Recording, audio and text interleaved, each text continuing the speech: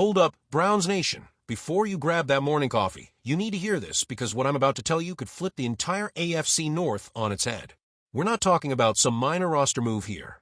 We're talking about a potential earthquake that could hand our biggest division rival a massive advantage while we're left wondering what just happened.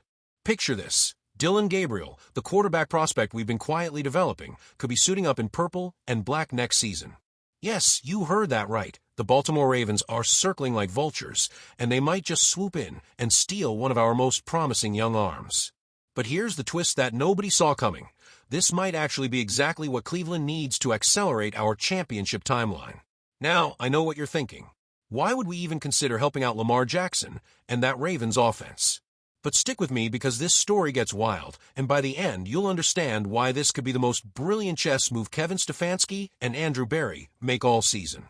Let's dive into the chaos unfolding in Baltimore right now.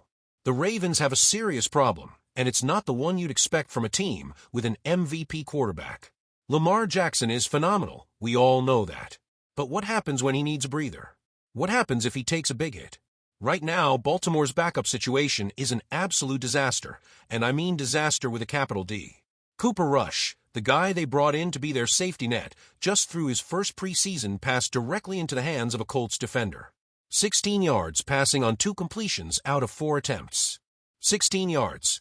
My grandmother could probably put up better numbers, and she's been gone for 10 years. Then there's Devin Leary, who managed to throw an interception without a single touchdown and completed just 3 passes out of 12 attempts.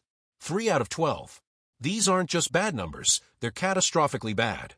The kind of numbers that keep Ravens coaches awake at night, staring at the ceiling, wondering what they're going to do if Lamar goes down for even a few games. And that desperation, that's exactly what makes Dillon Gabriel such an attractive target for them. But here's where the story gets really interesting for us Browns fans. While Baltimore is panicking about their backup situation, something beautiful is happening right here in Cleveland. Shedeur Sanders, remember that name because you're going to be hearing a lot, just put on a clinic in our preseason opener. 138 yards, 2 touchdowns, 0 interceptions, completing 14 of 23 passes, while both Kenny Pickett and Gabriel were sidelined with hamstring injuries. Sanders didn't just fill in, he announced his arrival. He played with the poise of a 10-year veteran and the arm talent of a future franchise quarterback. And suddenly, our quarterback room looks completely different than it did just a few weeks ago. We've got Joe Flacco bringing veteran leadership, Tyler Huntley with his mobility and experience, Kenny Pickett as our investment piece, Gabriel showing flashes of brilliance, and now Sanders potentially forcing his way into the conversation. 5 quarterbacks. That's not sustainable, and everyone knows it. Something has to give, and that's where this Ravens situation becomes absolutely fascinating from a strategic standpoint. Dillon Gabriel isn't just some random late-round pick, we're talking about dumping. This kid threw for nearly 4,000 yards at Oregon with 30 touchdowns against only 6 interceptions. He's mobile, he's got a cannon for an arm, and he's shown he can perform under pressure in big games. In any other year, with any other quarterback situation, Gabriel would be fighting for significant playing time in Cleveland. But here's the genius of potentially moving him to Baltimore. We could be killing multiple birds with one stone. First, we clear roster space for players who fit our current timeline better. Second, we potentially acquire draft capital or other assets that help us in areas where we actually need depth. Third, and this is the part that might sound crazy at first, we might actually be setting up Baltimore to become overly dependent on a quarterback who's still learning the NFL game. Think about it. The Ravens are desperate enough right now that they'd probably overpay for Gabriel, giving us assets we can use to strengthen our roster in places where we have actual holes. Meanwhile, they're gambling on a rookie quarterback as their primary backup behind a player who's taken more hits than any quarterback should take. If Gabriel struggles in their system, and rookie quarterbacks often do, Baltimore could find themselves in serious trouble if anything happens to Lamar. Division trades are rare because they're risky. Usually, you don't want to help a team you're going to face twice a year. But sometimes the smart play is to take the deal that helps you more than it helps them, even if it looks like you're doing them a favor on the surface. The Ravens need Gabriel more than we do right now. Sanders is showing he might be ready to contribute immediately, which changes our entire quarterback calculation. If we can get good value for Gabriel while solving Baltimore's immediate problem, we come out ahead because we're getting assets we can use right now while they're getting a player who might not pan out. Here's another angle that makes this fascinating. Ravens offensive coordinator Todd Monken knows how to develop quarterbacks, but their system is built around Lamar's unique skill set. Can Gabriel, who's more of a traditional pocket passer with mobility, adapt to an offense designed for someone completely different?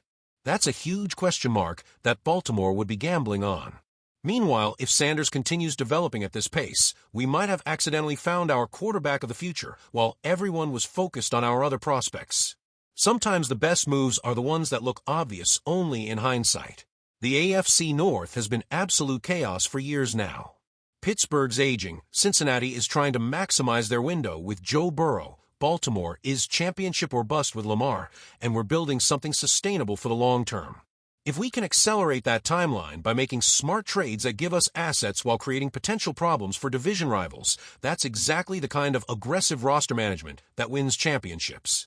Look, I know some of you are going to hate the idea of trading any promising young quarterback to a division rival. I get it.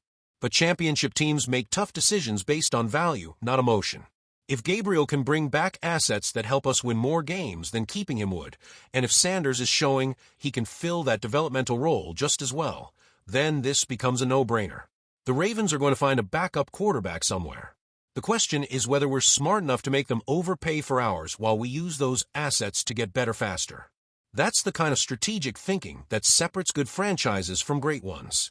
If you're loving this deep dive into the chess match happening in the AFC North, make sure you hit that subscribe button and turn on notifications for Brown's Breakout, because we're just getting started with this kind of insider analysis. This story is developing fast, and you're not going to want to miss a single update. The bottom line is this: whether Gabriel stays in Cleveland or heads to Baltimore, we're in a position to win either way. If he stays, we've got incredible quarterback depth and competition. If he goes, we get assets we can use to improve right now, while potentially creating problems for a division rival down the road. That's the kind of win-win situation that smart front offices create, and it's exactly why this Browns team might be closer to contending than anyone realizes. Stay locked in, Browns Nation, because this season is about to get very, very interesting.